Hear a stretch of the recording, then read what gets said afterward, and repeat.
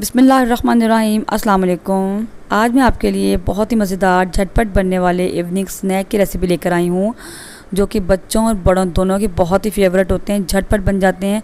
आज हम बनाएंगे डोनट बॉल, जिसके लिए हमें ना ही आटे को गूंदना होगा, ना ही रोटी को बेलना होगा। ये झटपट से बनकर तैयार हो जाएंगे और यकीन करिए मैंने इनको चलते फिरते बना लिया। इनको बनाना इतना आसान है और मेरे बच्चों को तो बहुत ही पसंद आए, तो मुझे उम्मीद है कि आपके बच्चों को भी ज़रूर पसंद आएंगे।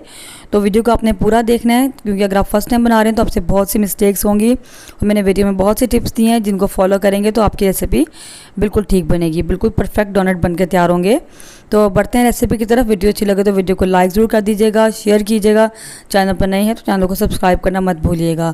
तो चलिए यहाँ देख लेते हैं मज़ेदार से डोनट बॉल्स को हमने किस तरीके से बनाना है। तो मज़ेदार से डोनट बॉल बनाने के लिए सबसे पहले एक बाउल ले लिया है। इसमें डालेंगे 1 कप दूध, ये नीम गर्म दूध है, और इसमें डालेंगे 1/4 कप यानी 1/4 कप चीनी का। ठीक है, इसको मिक्स कर लेंगे थोड़ा सा, और साथ ही इसमें शामिल करेंगे 1 टीस्पून यीस्ट यानी खमीर, और ये डालकर इसको थोड़ा सा मिक्स करेंगे। इसके बाद इसको कवर करके एक्टिव होने के लिए छोड़ देंगे। ठीक है, ये स्टेप हम इसलिए करते हैं ताकि हमें आइडिया हो जाए कि हमारा जो खमीर है ना वो ठीक से काम कर रहा है, एक्सपायर तो नहीं हो गया।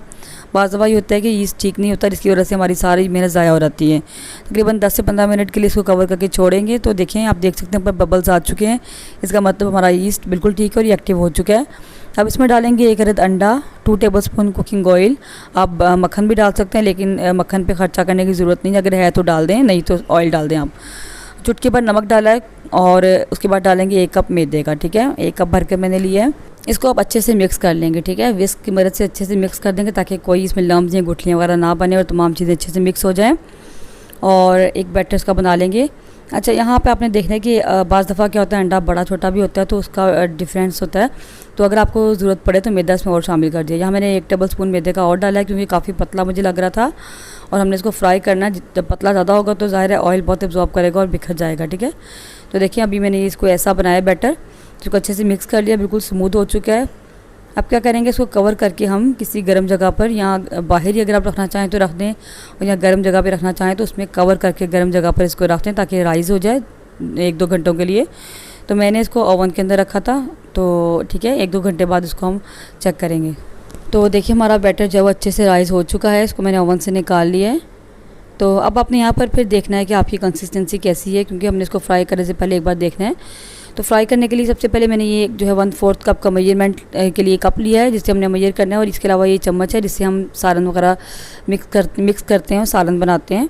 तो ये हर घर में मौजूद होता है इस तरह का चम्मच, तो ये है तो आप ये ले लें, और अगर आपके पास इससे बड़ा चम्मच है तो आप वो भी ले सकते हैं। कढ़ाई में मैंने ऑयल डाल दिया है, इसको गर्म होने के लिए रख दिया। चम्मच पे अंदर डाल देंगे ताकि गर्म हो जाए। ठीक है, तो किसी स्टिक की मदद से हम चेक करेंगे कि जो है हमारा ऑयल गर्म हुआ है कि नहीं।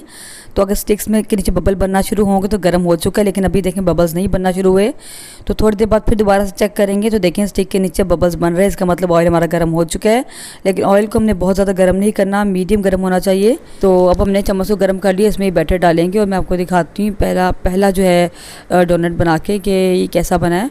अभी बैटर हमारा थोड़ा पतला है, तो देखिए इसको जब मैं ऑयल डालती हूँ ना इस तरीके से ऊपर, तो ये सारा बिखर जाएगा और टूट जाएगा। ठीक है, क्योंकि हमारा बैटर भी थोड़ा पतला है। तो आपने इस बात का खुद ही ध्यान रखना है, अगर आपको लगे कि आपका डोनट ठीक नहीं बन रहा, बिखर रहा है और टूट रहा है, तो इसका मतलब उसकी कंसिस्टेंसी थोड़ी पतली है, तो उसमें आप मैदा जो है ना उसमें और डालना पड़ेगा। तो देखिए हमारा डोनट बिल्कुल ठीक नहीं बना, बिखर रहा है, टूट रहा है और ऑयल बहुत एब्जॉर्ब कर रहा है, इसका मतलब ये बहुत पतली है। मैंने फिर इस मैदे में जो है इस बैटर में 2-3 खाने के चम्मच मैदा मज़ीद शामिल किया, और इसकी कंसिस्टेंसी मैं आपको अब चेक करवाती हूँ। चम्मच को एक बार आपने ऑयल में डाल के गर्म कर लेना, उसके बाद आपने 1/4 कप या से थोड़ा सा कम, जितना इसमें ईजीली आ जाएगा उतना बैटर हम चम्मच में डालेंगे, और फ़ौरन से इसको ऊपर से घी डालना शुरू कर देंगे ताकि ये ऊपर से भी पकना शुरू हो जाए। ठीक है, और आहिस्ते से आप देखेंगे ये फूल जाएगा और थोड़ी देर बाद नीचे से भी थोड़ा सा लूज़ हो जाएगा और ख़ुद ब खुद जो है ना बाहर आ जाएगा ईजीली। ठीक है, तो जब तक आपको लगे कि आपका डोनट ठीक नहीं बन रहा और आपको लगे कि अब ये ऑयल एब्जॉर्ब कर रहा है, तब तक आप इसमें मैदा 1-2 चम्मच और डाल सकते हैं। तो इसी तरीके से हम सारे डोनट बनाकर तैयार कर लेंगे। ये देखें 1/4 कप से मैंने थोड़ा सा कम बैटर इसमें डाला है, और उसके ऊपर से हम ऑयल डालना शुरू करेंगे और ऊपर से ये फूल जाएगा फ़ौरन से, और आहिस्ता आहिस्ता से नीचे से भी पक जाएगा। चम्मच को आपने ऑयल के ऊपर रखना है, ऑयल के अंदर डिप नहीं करना। जिस चम्मच में हम बैटर डालेंगे इसको ऑयल के ऊपर ही होना चाहिए और ऑयल के अंदर बिल्कुल डिप ना हो। ठीक है, आप देखिए ईज़िली जो है ये बाहर आ जाता है, और इसी तरीके से हम सारे बनाते जाएंगे। और इसको आपने फ्राई जो है ना बिल्कुल लो फ्लेम पर करना है, क्योंकि हाई फ्लेम पर अंदर से कच्चे रह जाएंगे और ऊपर से इन पर कलर आ जाएगा। ठीक है, तो आपने इनको लो फ्लेम पर फ्राई करना है। तो देखिए मैंने सारे डोनट बनाकर तैयार कर लिए हैं और झटपट बन जाते हैं, बहुत आसान है इनको बनाना, यकीन करें। चलते फिरते मैंने इनको बना लिया। थोड़ा सा मैं इसके ऊपर जो है ना पाउडर शुगर को स्प्रिंकल करूँगी, तो लेकिन ये गर्म थे तो फ़ौरन से जो है ना यानी मेल्ट होगी चीनी, तो आप ठंडा करके इसको जो है ना ऊपर चीनी डालिएगा। तो बहुत ही मज़े के बनते हैं। इसको मैं आप एक तोड़ कर भी चेक करवाती हूँ। और दूसरे डोनट के निस्बत इसका टेस्ट मुझे ज़्यादा पसंद है। और दूसरी बात ये कि इसको बनाना भी बेहद आसान है, ना हमें आटा गूंदना पड़ता है ना ही बेलना पड़ता है, बहुत ईजिली बन जाते हैं। देखिए कितने मज़े के हैं। और मैंने जब बनाए तो फ़ौरन से ख़त्म हो गए बिल्कुल। तो मुझे उम्मीद है आपको आज की रेसिपी ज़रूर पसंद आई होगी। इसको आपने ज़रूर बनाकर ट्राई करना है, इंशाल्लाह आपको ज़रूर पसंद आएंगे।